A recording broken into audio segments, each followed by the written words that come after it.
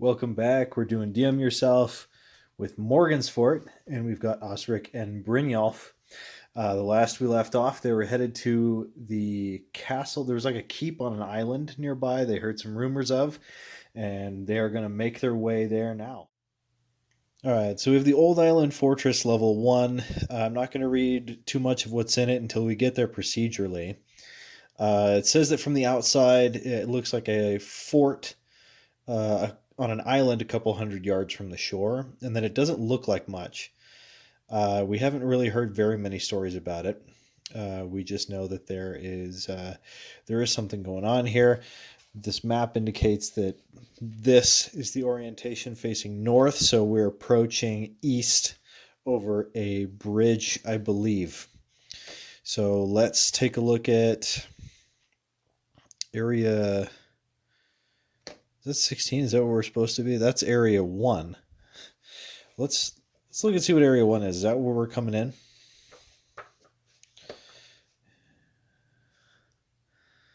Okay, that's random encounters.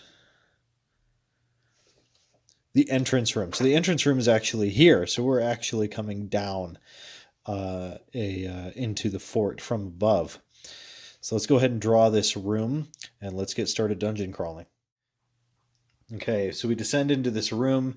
Osric lights up a torch because he knows that Brynjolf has a tendency to transform into a bear, and he would drop it on the floor and it would probably go out. It says this room appears to be empty. The floor shows signs of substantial traffic between the stairs and the west hallway. So the stairs we just came down has a lot of traffic here because that's going west. I'm orienting us north, the way the map says. We are not making a ton of noise. It says if we are noisy, then there is some wolves growling in another room. Okay, so let me take a look at the map. We're immediately presented with a with a four-way decision here. And either way, I feel like this is just going to be a super dangerous thing. So since there's a lot of traffic here, uh, I think we'd be immediately kind of drawn to this hallway. So Brynjolf is going to take point, and they will head west. So Brynjolf takes point, heading west down this hallway. It shows that there are two rooms coming off of here. Unfortunately, it says there's a pit trap here, which Brynjolf would not be able to see. I don't think so. I'll give him a chance to notice it. Let's have him roll. Have him do his ability roll with his wisdom, which is a +0. So if he rolls a 16 or higher, then he can see it. But if not, he's going to fall for that pit trap. He rolled an 18. He sees it. Okay, nice. I thought we'd be in a little bit of trouble there. But he sees the pit trap, and he's going to hold up his hand and turn to Osric and go like, "Look, you see the creases in the stonework there? That's a trap of some sort. I'm not sure what's going on there, but that's going to be real bad." So he is going to try. He's going to kind of go this way and kind of like step corner to corner around there rather precariously. And Osric will try and do the same when it's time, but let's see what direction that's going when he steps that way. That's headed into room 3. Room 3. Okay. 5 nests made of dried mud dot the north wall of this room, all higher than eye level. You hear a strange, high-pitched mewling. A strong foul odor. The strong foul odor of dung fills the air, and piles of dung are visible on the floor, mostly clustered around the nests. Okay, it says 5 adult sturges nest in this room. A total of 13 non-combatant sturge chicks are in the nests. But other than making the mewling noises, none of them affect this encounter. If the sturges are surprised, they will simply not act for one round. So I'm guessing we're doing some initiative here. Let's go ahead and roll for surprise then. So this amber die will be us. The black die will be the Sturges. So let's have a roll. And let me take just a quick double check of surprise to see if that's how it. Yeah, I had it right. So if either side rolls a 2 or a 1, then they're surprised and they don't act for the round. So let's do that, and let's determine some surprise, and then I'll draw the room.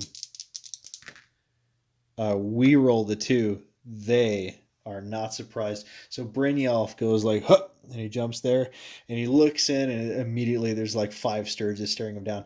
So yeah, he's surprised. So Osric cries out to Brynjolf, and he says, "What's going on in there?" But by the time Brynjolf is able to respond, like it's way too late. These Sturges are just on top of him. And if it says that 5 of these can fit in this room, so I'm assuming a few of them can occupy 1 square. So we're going to say he can take attacks from 3 of these guys, which I have neglected to actually look up.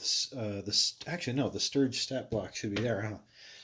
Thank goodness that the module has some stuff here. There it is. 5 Sturges, AC 13, 1 hit die. They have 1 bite attack and 1d4 plus 1 around for blood drain. So they can move 10 feet on the ground, and they can fly 60 feet. Yeah, they are fast. And they save as a first level fighter. Okay. So they have 5, 6, 2, 3, and 6 HP respectively.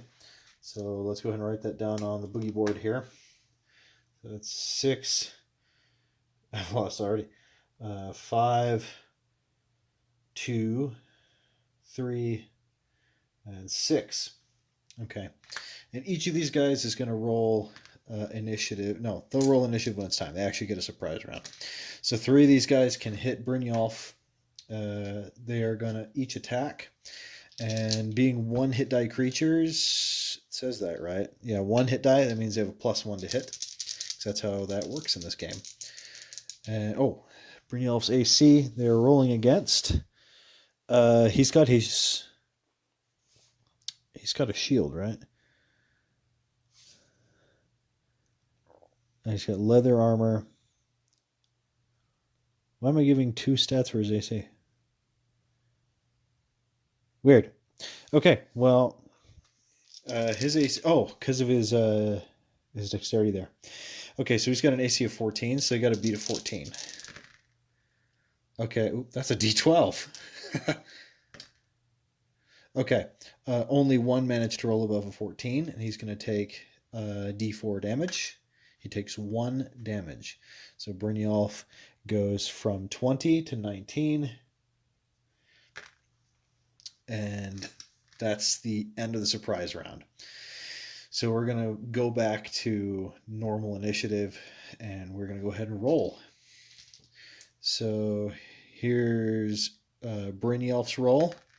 He rolls a 1. Yeah, it's because he's just shocked. And Osric is going to roll also a 1. They're going at the same time.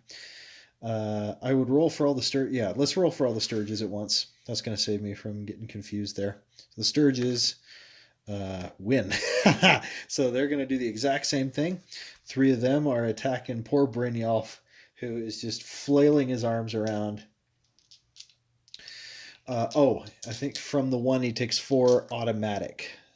I think that's how that works. You know what? I'm going to look that up really quick to see if the Sturge has to repeat an attack. I don't think it does. No, they don't have to roll again, and I just learned something kind of amusing. The only way to get him off is to kill him, and if you miss, you actually hit yourself. So he would be hitting himself with his axe. That is fairly amusing. Okay, so 2 Sturges trying to attach themselves to Brynjolf here. +1, that's a 14, and nope, that's a miss. So he's taking 2d4. He takes 8. Oh, he's down to 11. Man, yeah, that sucks. So he's got another one attached to him. Brynjolf is going to he's gonna try and get one of these guys off of him. He's gonna roll for his great axe and hopefully not smack himself in the face with a great axe. That would be kind of embarrassing. So actually, I think what he's gonna do, it takes a full action to transform though. I would like two attacks, his claws, but like that's fairly that's, you know what? Yep, he's just gonna go with it. He's gonna go for it with his great axe. If he hits himself, he hits himself. Okay, what's their AC? He gets plus. This is attack bonus +2. So that is a 12 versus the AC of 13. Yeah, he just hit himself. He just hit himself with his axe. That's freaking stupid. D10 +1 damage. He could kill himself. If he rolls a 10. That'd be really embarrassing. Dude rolled a 10. Well, these being the DM yourself rules, I am totally calling we fall unconscious and get back to town. Brynjolf goes unconscious from hitting himself with an axe. I hope it wasn't the blade. The most ridiculous character deaths happen on this channel. Stone Axe Gaming never has to deal with this crap. It's just me. It's just me. Brynjolf, you joke. Okay, well, I guess that's what happens. Short video this week. Wait, no, hold the phone. Hold the phone. Brynjolf did not knock himself out. I did not do him justice. Dude rolled an 11 or a 12, and he needed to hit armor class 13. What I had just mentioned and then immediately forgot is that they actually get a +2 bonus to hit. He did not knock himself out. That 11 damage went to the Sturge, not himself, and he killed a Sturge. Okay, and the joke's on me, not Brynjolf. One Sturge down. That's good. Otherwise, that would have been kind of sad. Okay, Osric. What's Osric got? He's got a longsword, shield, and chainmail. He does not have any ranged weaponry. So it's up to Brynjolf to move into the room. So Brynjolf has just killed a Sturge, and he's going to move right here into this space, thereby allowing his buddy to move in, and he will attack this Sturge. Sorry, this Sturge is attached to Brynjolf. This one's right here, just for my own reference. Osric is going to attack a Sturge that is not attached to Brynjolf. Actually, you know what? He's going to attack the one that is. Wait. No, that's a bad idea. He might hit him. You see the decision anguish we have here. So he's going to go for one of the ones fluttering around the room. And he has an attack bonus of +2, hitting on an 11. No, he misses that attack. He just rolled a 3. And now we're going to go back to initiative. We've got Brynjolf, we've got Osric, and we've got the Sturges. I don't know who's who, but because I forgot to use another whatever. Okay, Brynjolf, Osric, Sturges. So Osric and the Sturges are going simultaneously, and Brynjolf is still flailing around trying to get this thing off. Brynjolf automatically takes D4 damage, taking 4 damage. Man, is it 7 out of 19 already? I hate Sturges, man. Okay, so another one is going to attack him as well. Let's see, he can be reached by 3 of these, one of them which he already took damage from. So 2 Sturges, both of whom hit, and each 2d. He might die. Like this is kind of serious because he's like flailing around. Ah, get him off me! And Osric's like, stop moving. Okay, he's taking 5. He's at 2. He's at 2 hit points. Okay, Osric is gonna attack that one there. He's got to try and help his friend. So let's see what he can do. That's a hit. Okay, and his sword does D8 plus 1. Where's my D8? There's one. D8 plus 1. Please roll good. 7. Okay, that's enough to wipe out one of the ones attached to him. It's good because otherwise that would have probably killed him. Yeah, that would have killed him. Okay, so we're down another Sturge. And now it's time for Brynjolf. He's working with a +2. He's going to try and hit one of these guys off of him. So that means he's working at a +4 total to his roll. 10, 11, 12, 13. Ugh. Stop scaring me like that. All right, so one down, hopefully. D10. That's a 9. Yep, that's another dead Sturge. Oh, I hate these things. Ooh, I hate them. Okay. So this time, let's do amber is the good guys, and black is the bad guys. Here we go. Please. Initiative, help me. Please. Nope. Okay, well, Brynjolf automatically takes D4 damage, and if he rolls a 2, he's unconscious, and then we go back to town. Oh, that's a 3. We're unconscious. Actually, let's see if Osric can save him. I'm not sure if 0 health, if like death at 0 life is a thing in basic fantasy. If it is, then we'll go back to town. We'll use the one time only kind of like plot armor thing. Here goes Grim Guy flipping around the book during recording, and I'm not going to edit it out either. I'm punishing myself for all of those silly mistakes I'm making. Damage.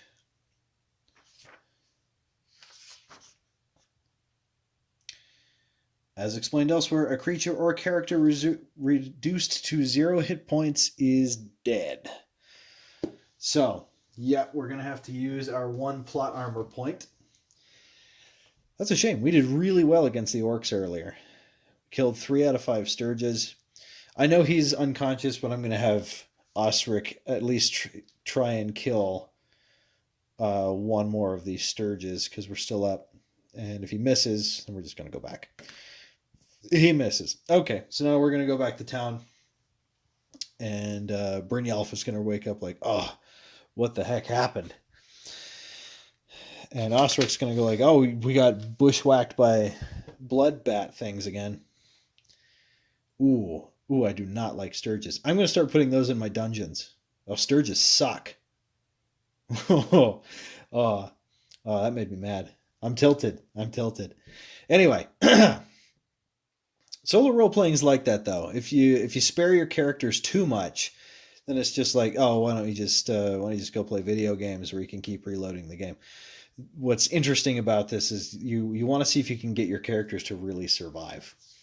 And fortunately, DM yourself comes with a couple of plot armor caveats that can work around that. So I can give Brynjolf one more try before we have to retire the character, like poor Lorkay. Except we all know me, and Lorkay is going to pop up again in the future in yet another game, because I like playing necromancers. Okay. Next time, I'm not sure what I'm going to do in the next video.